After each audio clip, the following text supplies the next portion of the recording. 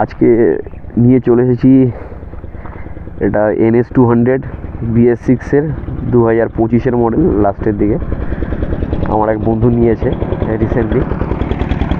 তো এই ভিডিওটা ওকে থ্যাঙ্কস জানিয়েই শুরু করছি, কেন ওর বাইক থেকে ভিডিওটা করছি। তো তোমাদের এই গাড়িটার সম্পর্কে একটু কিছু জানাবো, গাড়িটার ড্রাইভিং কীরকম আছে, আর ড্রাইভিং ফিল বা কন্ট্রোল, গিয়ার সিস্টেম, ঠিক আছে, এইগুলোর বিষয়ে জানাবো। এই গাড়িটার ড্রাইভিং এক্সপিরিয়েন্স বা নতুন BS6 হওয়ার পর থেকে গাড়িটার কীরকম পাওয়ার ইনক্রিজ হয়েছে বা কতটা পাওয়ার বেড়েছে, বা সামনের এখন এই দেখতে পাচ্ছ আপসাইড ডাউন ফর্ক আছে, বা এই আপসাইড ডাউন ফর্ক হওয়াতে গাড়ির কতটা স্টেবিলিটি বেড়েছে বা কন্ট্রোলিং বেড়েছে, এগুলো বলা হবে। আর এখন যেহেতু ডুয়েল চ্যানেল ABS, সামনেও ABS, পিছনে ABS আছে, পিছনে ABS আছে। Liquid cooling 200cc liquid cooling, 4 valve, এর প্রায় অলমোস্ট 24 PS পাওয়ার আর 19 নিউটন মিটার টর্ক। ভালো পাওয়ার আছে এই সেগমেন্টের ভিতরে। তার মধ্যে বাজেটও এখন অনেক GST কমাতে অনেকটাই দাম কমে গেছে গাড়িটার।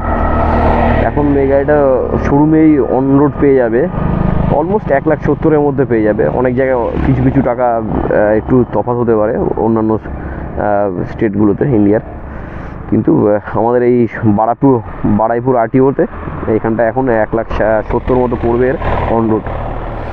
যাদের নেওয়ার আছে নিয়ারেস্ট পালসারের শোরুমে যোগাযোগ করো, তাহলে একদম রিসেন্ট যে প্রাইস আছে বা ওখানকার যে কারেন্ট যে RTO-র চার্জেস বা সেগুলো তো ভ্যারি করে, ওগুলো দেখলে বুঝতে পারবে।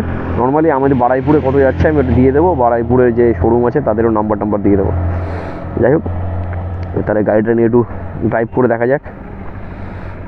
দেখো গাড়িটার মিটার কনসোল এরকম করেছে, আগের অ্যানালগ ছিল, এখন ডিজিটাল করে দিয়েছে সব, ডিজিটাল স্পিডোমিটার। আরে বলে দিই, এটা 6টা গিয়ার, একটা নিচে 5টা উপরে,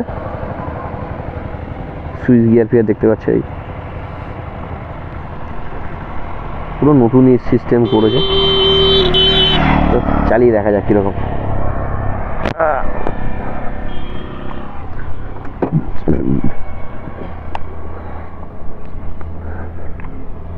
প্রথমেই যদি বলি, বসে অনেকই কমফোর্টেবল সিটিং পজিশন, নর্মালি অনেক কমফোর্টেবল সিটিং পজিশন, মানে এতে তুমি লং ড্রাইভও করতে পারবে। যেরকম গাড়িটা দেখছি লং ড্রাইভ করা যাবে।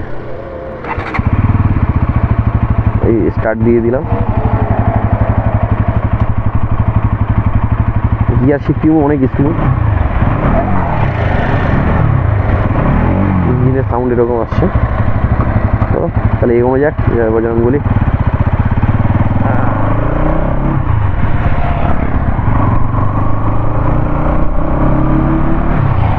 ভালো স্মুথও আছে। পালসারের বাইক টাইকগুলো খুব একটা স্মুথ হয় না, কিন্তু এর গাড়িটা স্মুথ আছে। নতুন মডেলে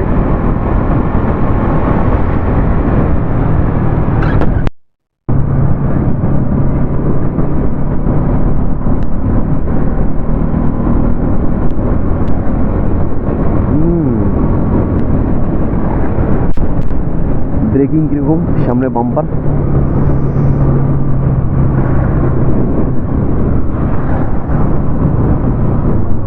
পিছনের ব্রেক টাচ করলাম, বাহ ভালো।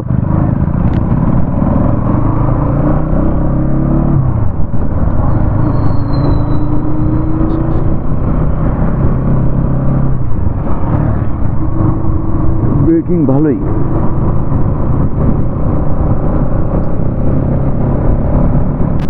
পাওয়ারও ভালো আছে,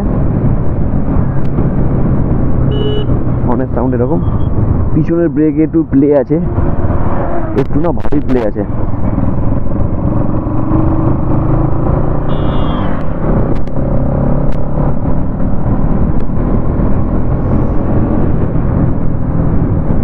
পাওয়ার তো ভালোই আছে, লং ড্রাইভের জন্য বেস্ট গাড়ি আছে মোটামুটি। বেস্ট বলতে এই এখন জিএসটি ডাউন হওয়ার পর থেকে গাড়ি 1,70,000 কী চাইছো? লিকুইড কুল ইঞ্জিন, 200cc ইঞ্জিন। এটা পুরোনো জেনারেশনের যে ডিউক 200 ছিল ওই সেম ইঞ্জিন, আর এটা একই ডিজাইন, একই সব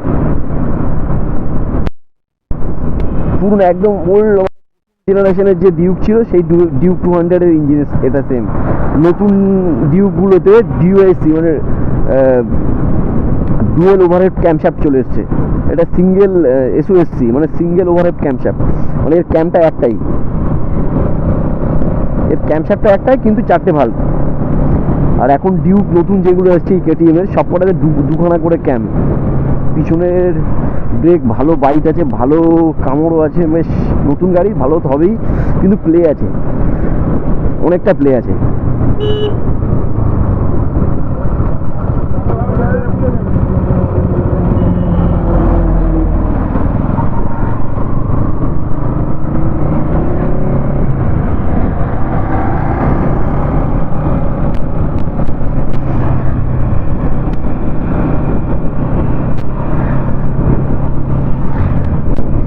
নতুন গাড়ি হাতে নিলাম, একটা বন্ধুর গাড়ি, তার শখের গাড়ি, একটু সাবধানে চালাতে হবে, সেই কারণে আমি জোরে চালাচ্ছি না। আর জোরে চালানোটা উচিতও না গাড়ি বোঝার জন্য, বা আমি তোমাদেরকে যদি গাড়ি সম্পর্কে বলতে হয় তার জন্য জোরে চালাবার কোনো দরকার নেই। গাড়ির গিয়ার শিফটিং দেখে নিচ্ছি, অনেকটাই স্মুথ। নতুন গাড়িতে একটুখানি থাকেই, একটুখানি একটা রাফনেস থাকেই, যে কোনো কোম্পানির যেই মডেলই হোক একটু রাফনেস থাকে, সেটুকুই আছে। তাছাড়া এমনি বলতে গেলে গিয়ার স্মুথ, খুবই স্মুথ। ক্লাচও অনেকটাই লাইট, ক্লাচ চেপে দেখলাম ক্লাচ লাইট আছে, স্লিপার ক্লাচ দেওয়া হচ্ছে, তার জন্য লাইটটা আরও বেশি।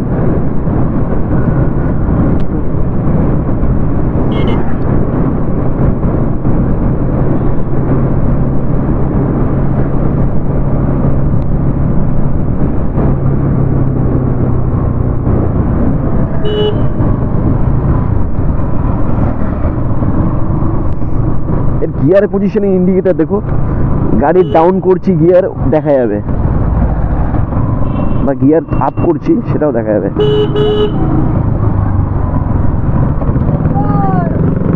বাবা, এর থার্ড গিয়ারে যা পাওয়ার সেকেন্ড গিয়ার করার দরকারই নেই, অনেক পাওয়ার।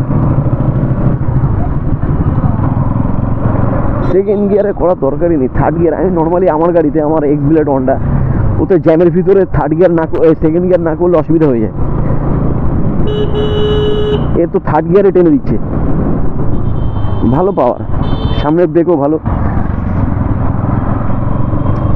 সামনের ব্রেকের কামড়টা ভালো আছে, মানে বাইট, ফ্রন্ট ব্রেকের যে বাইট জবরদস্ত আছে।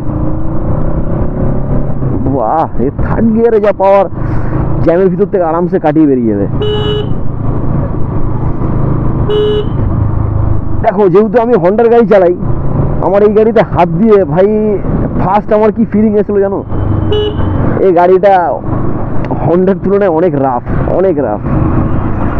যে কোনো গাড়ি হন্ডার মতো অত স্মুথ হয় না সিঙ্গেল সিলিন্ডারে। না, আমি হন্ডার সাথে কম্পেয়ার করছি জাস্ট একটু, আমি চালাই যেহেতু হন্ডা, সেই কারণে আমি তোমাকে বলি হন্ডা এক্স ব্লেড। ওটা একটা অয়েল, মানে কী বলবো, অয়েল কুল না, এয়ার কুল ইঞ্জিন। এটা একটা লিকুইড কুল ইঞ্জিন, 4 ভাল্ব, ওটা 2 ভাল্ব। 2 ভাল্বের ইঞ্জিন একটুখানি স্মুথ বেশিই হয়। 4 ভাল্ব একটু তার আবার সিঙ্গেল ক্যাম্পের গাড়ি, রকারাম আছে নিশ্চয়ই। রকারামে তো একটা ঘ্যার ভাব তো থাকবেই, বুঝতেই পারছো। যারা একটু টেকনিক্যাল সম্পর্কে জানো তারা বুঝতেই পারছো আমি কী বলতে চাইছি। সিঙ্গেল ক্যাম্প ওভারহেড, তার সাথে 4টে ভাল্ব, মানে 4টে রকার আছে, 4টে রকারাম আছে। বাহ, সুন্দর সাসপেনশন। পিছনের সাসপেনশন আমি যতটা ভেবেছিলাম তার থেকে অনেকই সুন্দর। সামনেরটা এখনও বোঝা যাবে না এই স্মুথ রাস্তায়, কিন্তু পিছনেরটা বোঝা গেল বাম্পার টকমার সময়। পিছনের সাসপেনশনটা কীরকম, মোটামুটি পিলিয়ান নিয়ে যাওয়ার সময় খুব একটা অসুবিধা হবে না।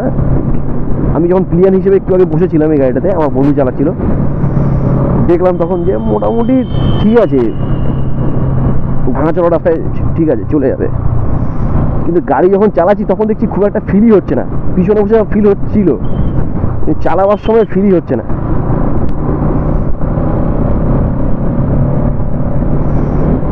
গিয়ার শিফটিং স্মুথ, পাওয়ার ভালো, দাম কম।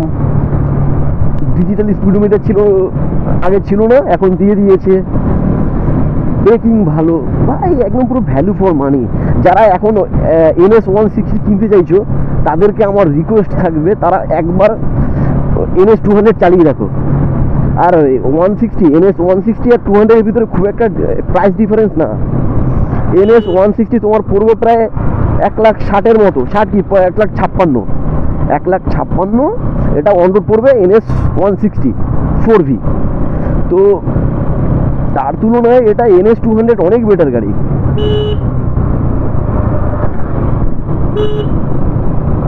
অনেক বেটার। বাহ, পাওয়ার কি সব থেকে বেটার হচ্ছে পাওয়ার।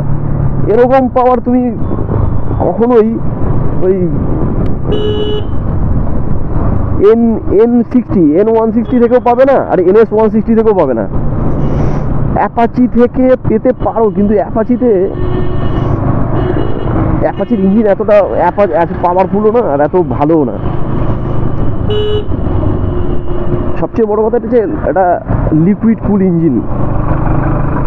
লিকুইড কুলের ইঞ্জিনের এটা পাওয়ার তো থাকবেই।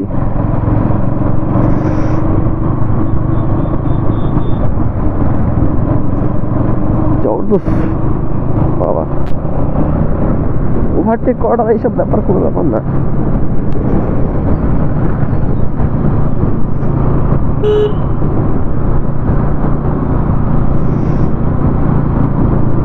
এটা হচ্ছে আমাদের বারাইপুর ফুলতলা।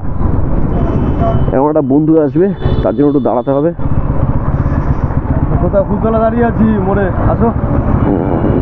দেখো আমাদের বারাইপুর কত সুন্দর। বারাইপুর ফুলতলা দুর্গা মন্দির। আসো উপরে উঠবে, মেন রোড উঠবে, মেন রোডে দাঁড়িয়ে আছি।